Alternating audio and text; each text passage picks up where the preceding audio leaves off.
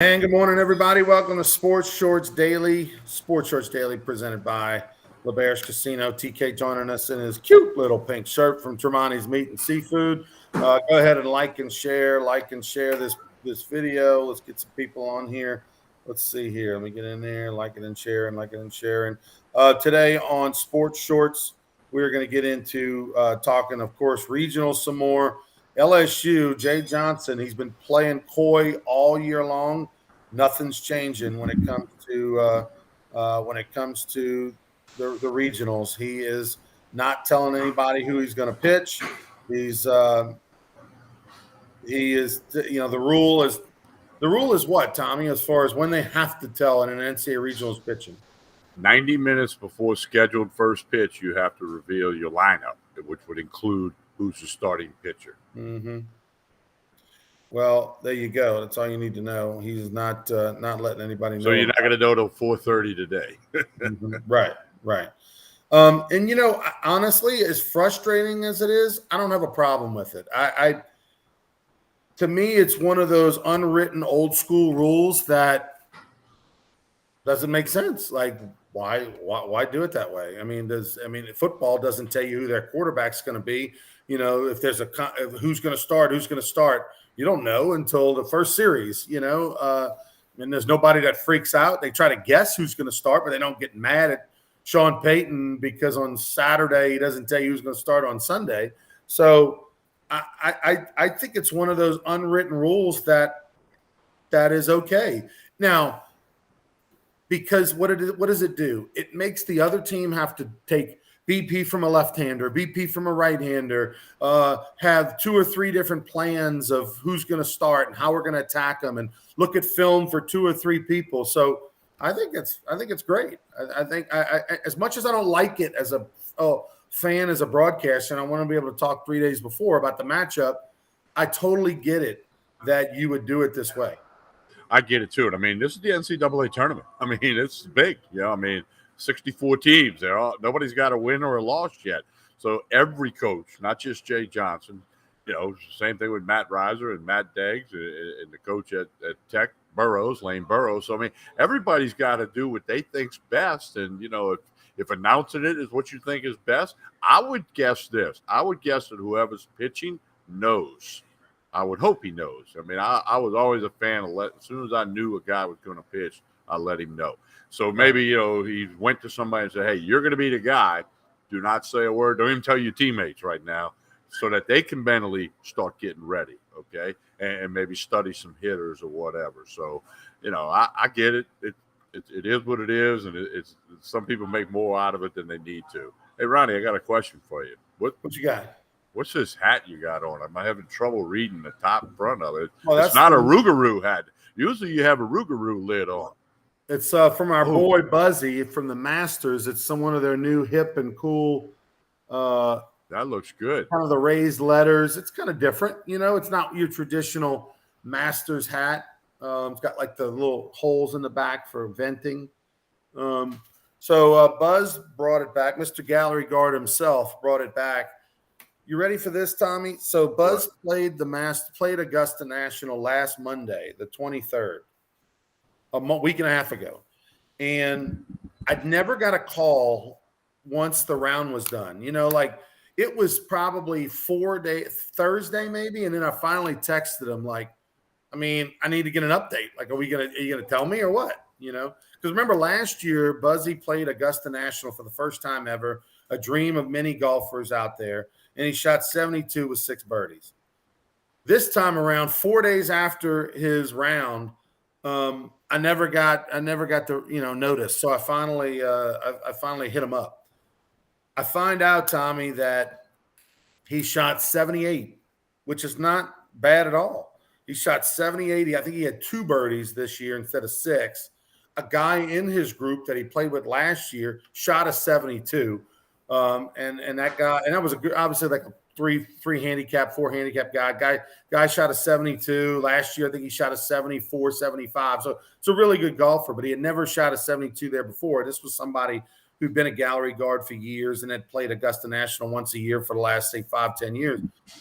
So I call Buzzy the Roger Bannister of the gallery guards. You know, he broke through the pressure barrier, shot a 72. Now made it easy for everybody else. Buzz and Tommy, like everybody else, like if Buzz can do it, I surely can. And so one of his own buddies shot another 72. You know, it's funny. MeatandPotatoesUSA.com had the over/under at 78, so it was a push. Everybody got their money back, you know. So, but no, that's fun. But that's a good-looking hat. I look forward to seeing it in person. And you, like me, have got like 10,000 hats. But you know, if you're not wearing Rougarou, I'm gonna let you wear Masters for the day. But you got to get back to the Rougarou, who are on a 2-game win streak, by the way. Right. Rougarou, break them up, 47-1. Here we come. I don't know about that, but you don't think? I had a guy ask me this morning that we got here at Tremont. He wanted to know if there would be merchandise for sale at the game Tuesday night. I said, absolutely. Huge selection of hats, shirts, you name it. Lots of merchandise will be available at the ballpark on Tuesday night. Well, in fact, they play Tuesday, Wednesday, Thursday. So, yeah, come on out. Saturday, Sunday. Yeah, Tuesday, Wednesday, Thursday, Saturday, Sunday. But merchandise will be available, full-blown concession stands, stuff for the kids to do. You got beer, you got daiquiris, complete food. I mean, hey, I'm looking forward to it. I watched the game last night from Seguin.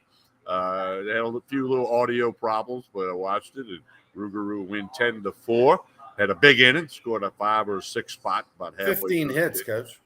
Yeah, that with wooden bats. Hey, you see it on the screen. It says Wood Bat League, but that's when I was at Acadiana at 5-Acre Field the other night, I'm thinking, number one, it's great to hear the sound of the wood and not the ding, when the guy gets a hit. And for those that don't know, we'll remind you, much more difficult to hit with a wooden bat than it is an aluminum bat. And probably the greatest example of that, Ronnie, one of the greatest LSU hitters ever, one of the greatest SEC hitters ever, Eddie Furness, struggled to hit with a wooden bat. Right. And I mean, he's a doctor now and he's very successful and all that. His numbers retired at LSU. But the reason he didn't climb the minor league ranks was because of the wooden bat. So anyway, but the Rougarou on fire. Rougarou on fire, and tonight they take on the Victoria Generals, and then they'll be off tomorrow, and then they'll play Sunday and Monday over in Seguin again. So the Victoria Generals tonight, a team that's been around in the league ever since its inception. That's one of the better environments. They had 1,205 for opening day a couple nights ago, 1,205 people at their games. All right, go to brrougarou.com, opening night Tuesday. You'll start seeing the billboards. We got 4 Lamar billboards running ads starting today, and they'll run through the end of the summer, promoting upcoming games and stuff. So keep on lookout for that. If you see a billboard, snap it. See that picture, snap a photo of it and send it to us. Put it on our social media. We'd appreciate that. There you see all the social media, our website, and then, of course, we're on Facebook, Instagram, and Twitter. And Madison Doe's, our social media intern, does a great job with that. So make sure you go in there and give a follow. All right, TK, so it's regionals time. Lions, Tigers, Bulldogs, Oh My, and Cajuns get started today, all around the same time. Don't be a cheapie. Get that ESPN Plus app on your phone. You can watch all the games. They all start within an hour of each other. And LSU, we don't know who's going to pitch. We expected that it's going to be Mikhail Hilliard. I don't see Jay Johnson as being the kind of guy that's throwing dice at the win in the casino in Vegas. I see him as a little bit more measured. And all you got to do is look at the fact that they don't steal bases to tell you he's not a gambler, right? So with that said, I would be stunned, shocked, and amazed if he doesn't throw Mikhail Hilliard today. Yeah, and here's the other thing. Hilliard's been there, done that. What's he in? It's like his 9th year at LSU, something like that. Right. I mean, his record speaks for itself. He was there at Oregon last year. He was at Knoxville for the Super Regional. I mean, I think you've got to play tonight to win the game. And, here's the thing, though. If Hilliard goes beyond 25, 30 pitches, which is probably what would happen, then he's done for the week. So do you throw Ty Floyd and try to save Hilliard for the anticipated matchup with Southern Miss? But see, you're going to know if Southern Miss won. You'll know the 1 o'clock game, Southern Miss plays Army. So you're going to know if Southern Miss won, and that may or may not affect what you do. But, hey, Jay Johnson's making the big bucks. He and his staff will figure it out with what they think's the best chance for LSU to beat Kennesaw State. And of course, let's don't forget, Kennesaw State's a good program, good team, 19-11 in their conference this year. Yeah, the Atlantic Sun's not as good as the Southeastern Conference. We know that. But this is still a bunch of guys on scholarship that have earned their way into an NCAA tournament. And, they're going to do what they think gives them the best chance to win. Now, they're a little better hitting the ball than pitching the ball. Did a podcast last night previewing the matchup, talking sports with TK. So if LSU brings the bats, then maybe you can – I don't know. Again, that's why Jay Johnson makes the big bucks. It's easy to coach while I'm sitting here at Tremonti's or we're both going to be out at Goldsby Field in a little bit. So I'm looking forward to it. And all the other Louisiana teams playing, it should be just a blast. This is just a dream weekend. I mean, if you're a player, man, these are things that you'll remember the rest of your life. I can tell you just about everything that went on in the three regionals that I was a part of as an LSU Tiger. And from 91 was the Swamp Regional, where it literally started 2 days later. And that's Adam talking about he assumes the starting pitcher knows. That's what I said earlier. I'd bet a Diet Coke that the pitcher knows. Yeah, but sworn to secrecy kind of thing.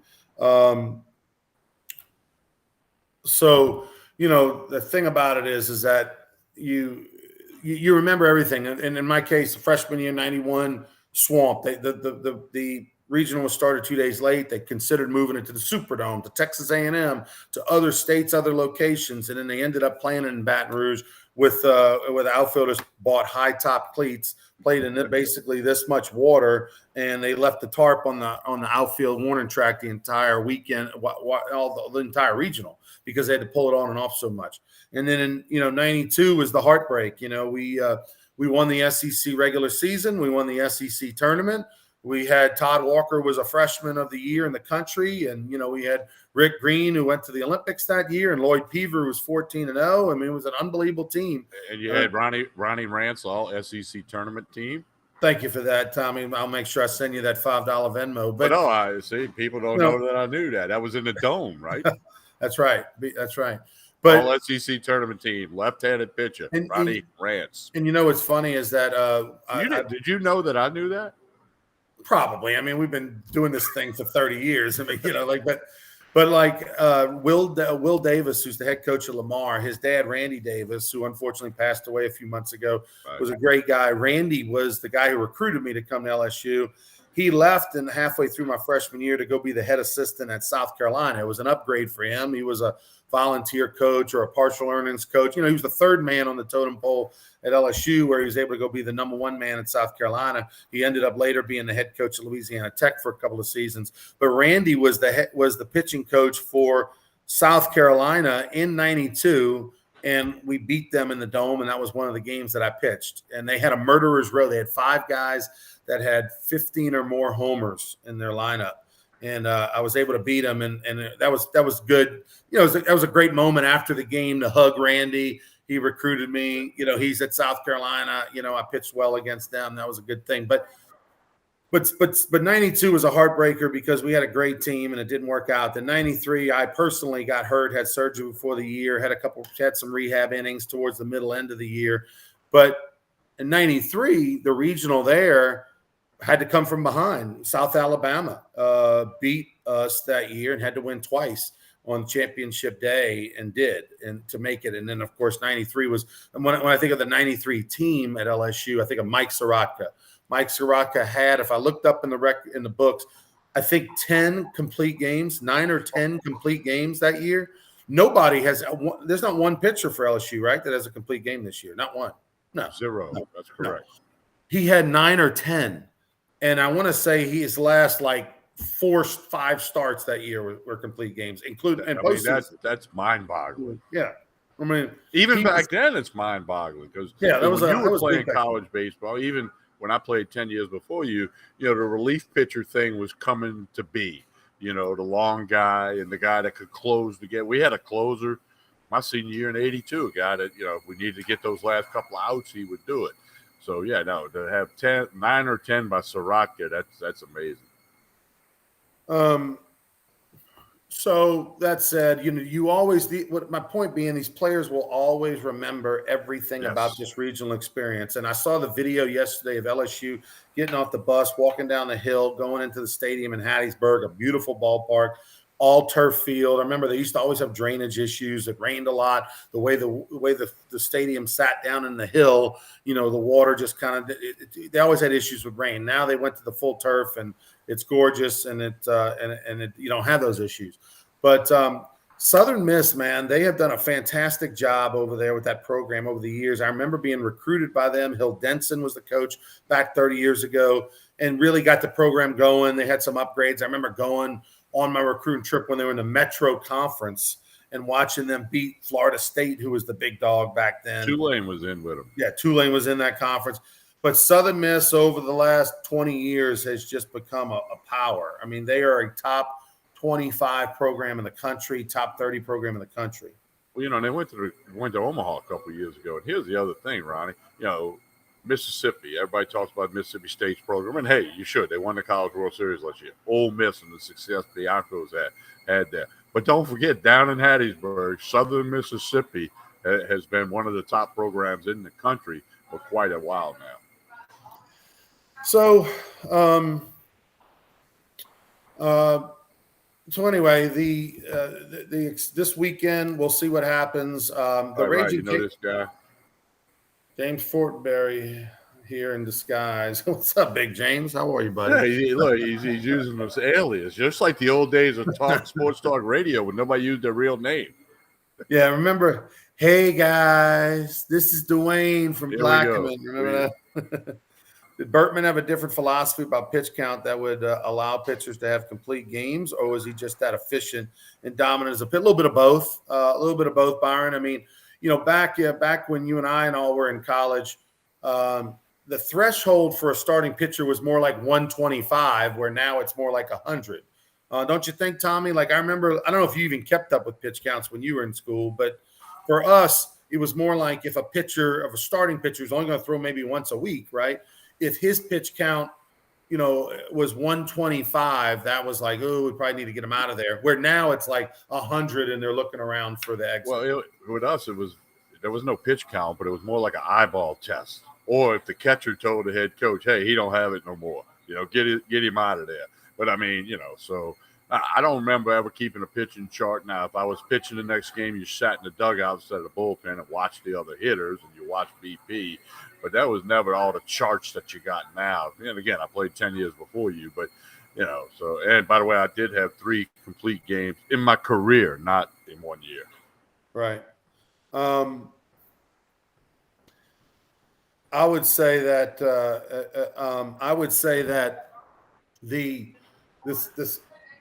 this matchup this weekend, Southern Miss doesn't want it. Looking over in Lafayette, by the way, the Raging Cajuns, the last time they were in College Station was 2007. I did that regional for CST. I was a sideline reporter I think I was a sideline reporter for the non-Raging Cajun games, and I was the analyst for the Cajun games. I just remember it being unbelievably Africa hot. I mean, I can remember eating 1 million snow cones to try to stay cool, right? And Raging Cajun could really swing it back then. They had they had like 4 guys with 10 or more homers, I think, in their lineup back in 2007. And they played well, but they didn't come out of that regional.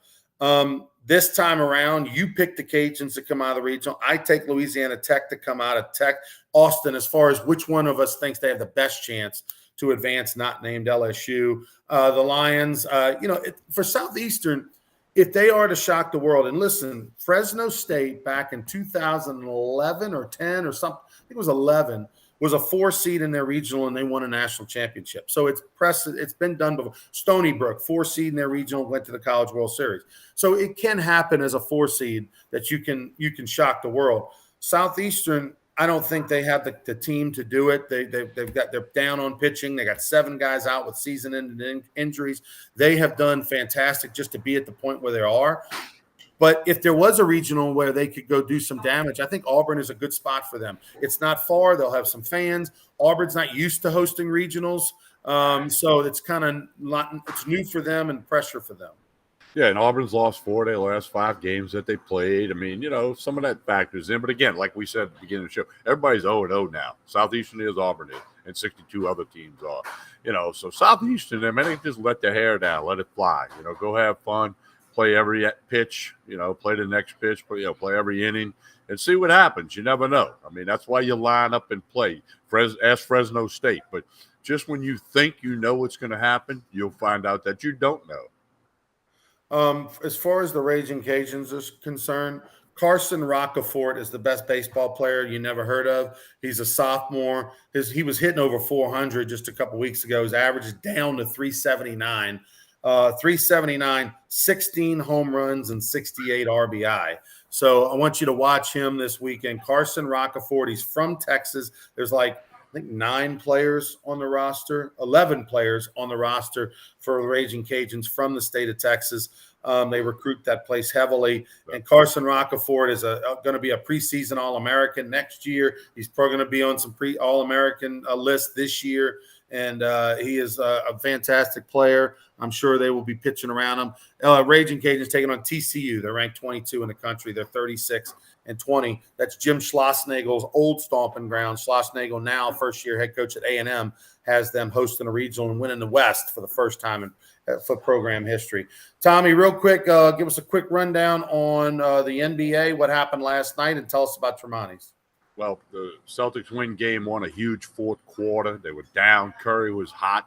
And all of a sudden, the Celtics took the game over and just bombed them, blew them away in the fourth quarter and one going away. So Celtics lead 1-0.